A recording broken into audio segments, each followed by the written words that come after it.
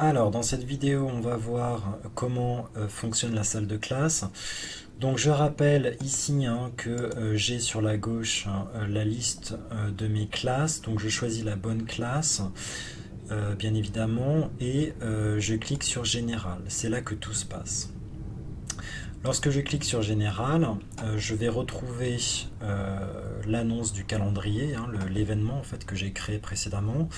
Et comme je l'indiquais dans la précédente vidéo, je vais créer en fait une réunion à partir de ce calendrier.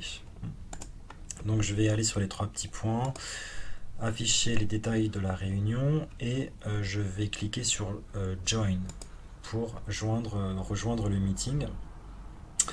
Donc là voilà, j'apparais, je fais mes réglages et puis je peux rejoindre la salle de réunion.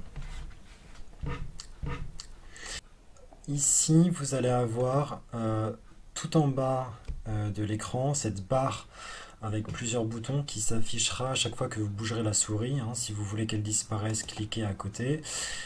Si vous voulez que ça réapparaisse, bougez la souris. Donc, on va regarder les boutons un par un. D'accord. À gauche, bon, vous avez la durée de la réunion, un minutage. Ici, la caméra, ça vous permet d'éteindre votre caméra tout simplement en cliquant. Je peux arrêter de partager la vidéo. Donc ça, vous pouvez l'utiliser par exemple si vous faites une pause et que vous voulez pas quitter la réunion, mais vous voulez simplement que personne ne vous voit. Vous tournez, enfin vous éteignez la caméra en cliquant ici. Et de la même façon, n'oubliez pas avec le micro de couper le micro. Comme ça, on n'entendra pas ce que vous faites. Voilà, donc on peut ici couper la caméra et couper le son. Alors durant le cours, c'est pas vous qui allez couper le son, c'est les étudiants. Pourquoi? Parce que il y a généralement pas mal de sons de background noise, enfin de sons de fond en fait, je sais pas comment on dit en français, de sons qui vont venir parasiter le cours si tout le monde laisse son micro allumé. Donc le réflexe à faire pour un premier cours, c'est de demander à tous les étudiants de mute, c'est-à-dire de couper leur micro et de les inviter en fait à rallumer leur micro que lorsque vous leur donnez la parole nommément. Alors je vais sauter les deux boutons du milieu dont je parlerai dans une autre vidéo et cette fois je vais commencer par la droite. Donc à droite on a le bouton raccrocher. Donc moi personnellement je m'en sers pas et je demande aux étudiants de ne pas s'en servir. On raccroche quand on a fini le cours en fait. Voilà. Sinon on n'a pas de raison de sortir, de quitter définitivement la salle. Ce qui est intéressant donc c'est les trois boutons ici à côté de raccrocher. Si vous cliquez sur le bouton Show Participants, vous allez afficher sur la droite une barre avec la liste de vos étudiants.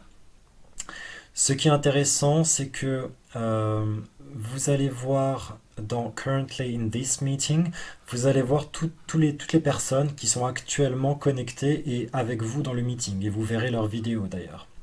Là, je ne me vois que moi parce que je suis le seul à participer à la réunion.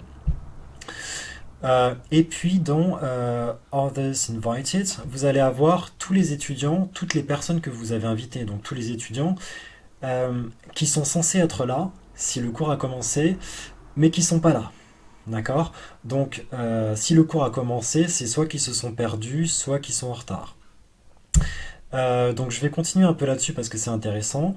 Moi ce que je fais personnellement c'est que lorsque le cours commence, j'attends une minute, mais si je vois que des personnes ne sont pas encore dans la réunion, dans Currently in this meeting, et sont toujours dans Others Invited, c'est-à-dire qu'ils ne sont pas encore connectés, alors soit qu'ils sont en retard, soit qu'ils sont perdus, mais dans le doute, parce que ça prend 2 secondes et que ça coûte rien, je vais les inviter. Je vais les inviter comme ça, ils vont recevoir un appel. Et au cas où ils se sont perdus ou qu'ils auraient oublié ou quoi, ils ont juste à décrocher et ils seront télétransportés en 2 secondes dans mon meeting. Donc ça permet d'éviter, notamment avec les gens qui se perdent, ça permet d'éviter les gens qui arrivent en plein milieu d'une activité, enfin au bout de 5 minutes de cours, etc. Donc là par exemple j'ai Anthony, c'est un mauvais élève, il est pas à l'heure, donc je vais commencer à taper son nom. Là, il apparaît automatiquement dans mes contacts parce qu'en fait, il est dans mes contacts, dans les gens que j'ai invités. Là, j'ai mon téléphone qui vibre, donc en fait, là, je peux accepter, par exemple. Donc là, c'est mon prof qui m'appelle, hein. Là, je suis l'étudiant. Euh, et donc, voilà. Là, j'ai Anthony qui vient d'arriver en cours. Voilà. Donc, voilà, salut. Donc là, j'arrête tout de suite parce qu'au niveau du son, c'est pas possible. Mais là, j'ai fait venir mon étudiant qui s'était perdu ou qui était en retard ou je sais pas quoi. Je l'ai fait venir directement. Donc moi, ça c'est quelque chose que je conseillerais à tout le monde de faire, c'est-à-dire prendre l'habitude peut-être au début de chaque cours, lorsque le cours commence, de vérifier qui n'est pas encore dans la salle de classe et d'inviter manuellement, donc en commençant à taper leur adresse. C'est écrit, donc franchement ça prend 2 secondes, hein. Simplement de leur envoyer une invitation pour leur permettre de venir au cas où ils se seraient perdus ou qu'ils seraient restés bloqués dans la salle d'attente, etc. Si le lobby n'avait pas été désactivé.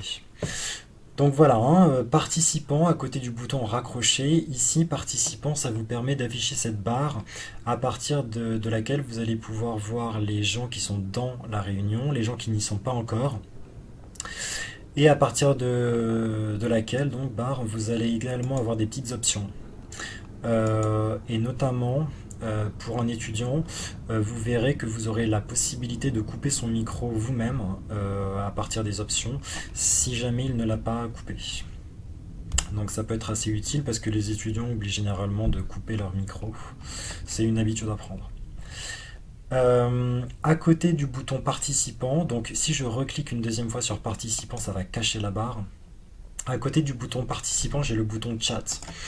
Donc chat c'est pas mal, ça permet de tout simplement s'écrire, ça permet de s'écrire.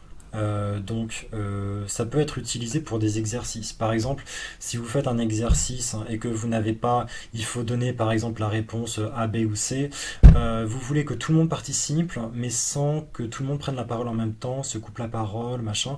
Donc vous pouvez demander aux étudiants de taper la bonne réponse dans le chat.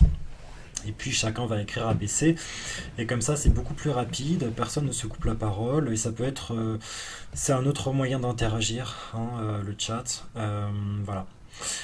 Alors si je rappuie sur chat, ça va cacher le chat. Donc malheureusement avec Teams, contrairement à d'autres logiciels, on ne peut pas avoir le chat et les participants en même temps, donc il faut switcher de l'un à l'autre. Donc je clique sur participants si je veux afficher les participants et je clique sur chat si je veux basculer vers le chat. Et puis enfin vous avez la petite main. Alors la petite main c'est pour lever la main. Concrètement, si vous avez tous vos étudiants qui sont en mute, c'est-à-dire que leur micro est coupé et qu'ils ne peuvent pas parler, le fait pour eux de lever la main, ça va vous permettre de voir que quelqu'un a envie de parler, tout simplement. Donc pour ça, et c'est ça qui est un peu dérangeant, c'est qu'il faut être en mode participant, hein. Donc participant, si je clique sur lever la main, vous voyez qu'à côté de mon nom, tout en haut, il y a une petite main jaune, donc ça veut dire que j'ai envie de prendre la parole. Personnellement, vu que lorsqu'on est en chat, on ne peut pas voir les participants, donc ça se trouve, on a quelqu'un qui est en train de lever la main et on ne le voit pas. Personnellement, je demande aux étudiants de ne pas hésiter à prendre la parole pendant le cours avec leur micro.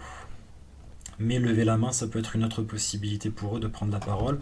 Si vous êtes tout le temps avec la liste des participants à droite, pourquoi pas. Moi, j'ai souvent le chat, donc parfois je ne le vois pas. Voilà pour ces principales fonctions concernant la classe virtuelle. Il y en a d'autres, mais ça c'est les principales.